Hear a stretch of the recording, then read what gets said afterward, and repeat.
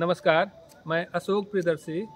आज हम नवादा के रजौली के छपरा गांव में हैं और ये छपरा गांव की ख़ास बात यह है कि यहाँ पे बुज़ुर्गों को याद करने की एक अनूठी परंपरा है। आजकल लोग इतना पश्चिमीकरण सभ्यता को लेकर के लोग ऐसे हो गए हैं कि अपने माँ पिता के बाद अगले पीढ़ी को भूल जा रहे हैं। वैसे में यहाँ पे एक अच्छी परंपरा है कि अपने पूर्वजों को याद करने के लिए उनका एक शिलापट लगाने का काम करते आ रहे हैं। और ये परंपरा कोई एक दो दिन से नहीं चल रहा है, ये कोई 200 सालों से चल रहा है। तो एक समाज में, देश में एक मिसाल के तौर पे है। पहले अपना नाम बताएं। हम विनय कुमार सिंह हैं, पूर्व मुखिया भी हैं और सोशल वर्कर भी हैं और यहाँ के ग्रामीण हैं। हमारे यहाँ आज से नहीं, बहुत पुरानी परंपरा है और लगभग जो जहाँ भी इस तरह के सोच वाले लोग हैं उस गांव में यह परंपरा आपको देखने को मिलेगी।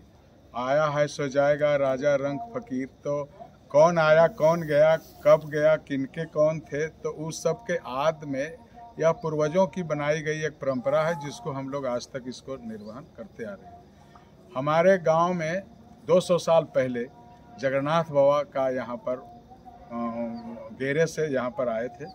वह 3 भाई थे, एक छपरा में रहे, एक मनहर में रहे, एक डीह रजौली में रहे। तो हम छपरा वाले जगन्नाथ बाबा के वंशज हैं और हम उनका 9वां पीढ़ी यहाँ पर है। लगभग 200 साल पहले यहाँ आए थे और इस गांव को उन्होंने बसाया जगन्नाथ बाबा। उनके बाद उनका बेटा हुए दोदराज बाबा और उसी तरह से उनका सारा सीढ़ी आते आते 8वां सीढ़ी मेरे पिताजी गुजर गए।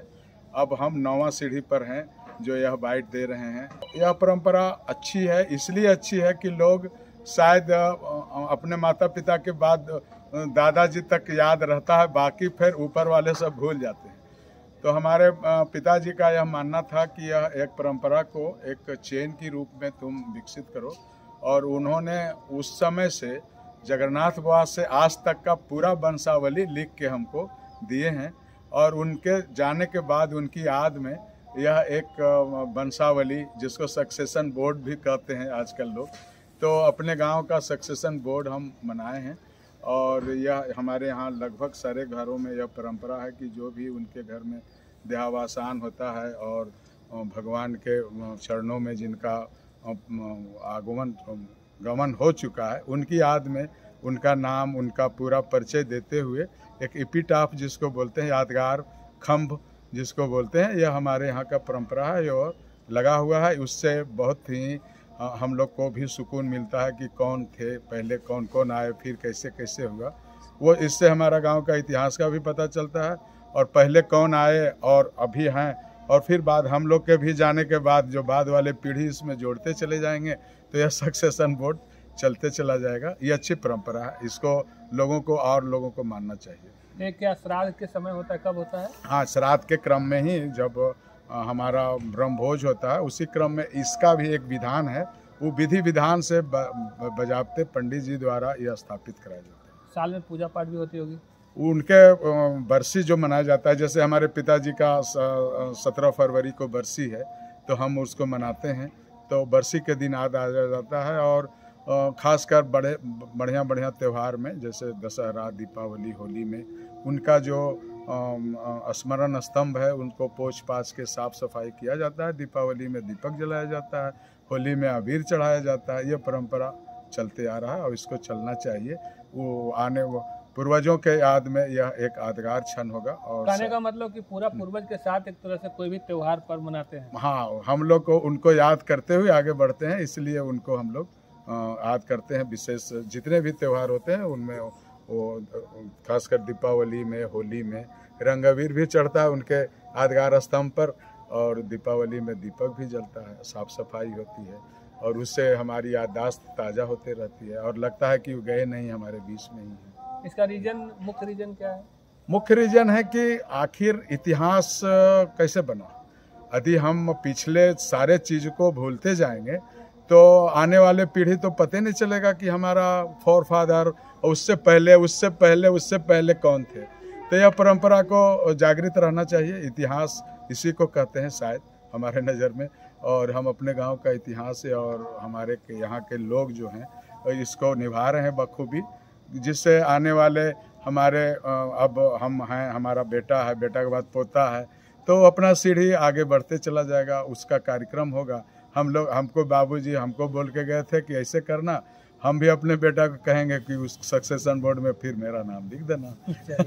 यह परंपरा। आप बताइए थोड़ा सा, आप थोड़ा इधर आ जाइए। बिल्कुल, मेरा नाम पंकज कुमार सिंह है और मैं इस गांव का निवासी हूं।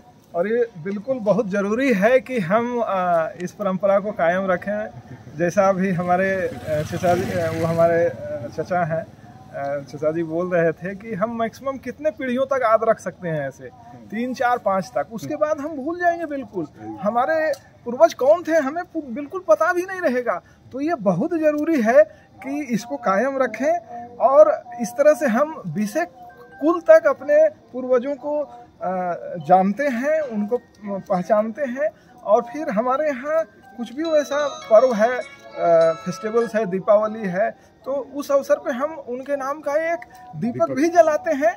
और ये बहुत ज़रूरी है कि उस स्तंभ के पास जलाएं, तो हम अपने आप को उनसे जुड़ा हुआ महसूस कर रहे हैं सदियों से। ये हमारे 20वें कुल के हैं, हमारे परदादा छरदादा इस तरह से हैं, तो उनसे हमें जुड़ा हुआ महसूस हो रहा है और हमें ऐसा महसूस होता है कि उनका आशीर्वाद हमारे साथ है। तो आपका भी पूरा सिलापट लगा हुआ होगा सब? हाँ, बिल्कुल लगा हुआ है। जैसे इनके यहाँ तो 9 पीढ़ी का है, आपके यहाँ भी उसी तरह से वो? हाँ, उसी का भी है। अच्छा, आप क्या करते हैं?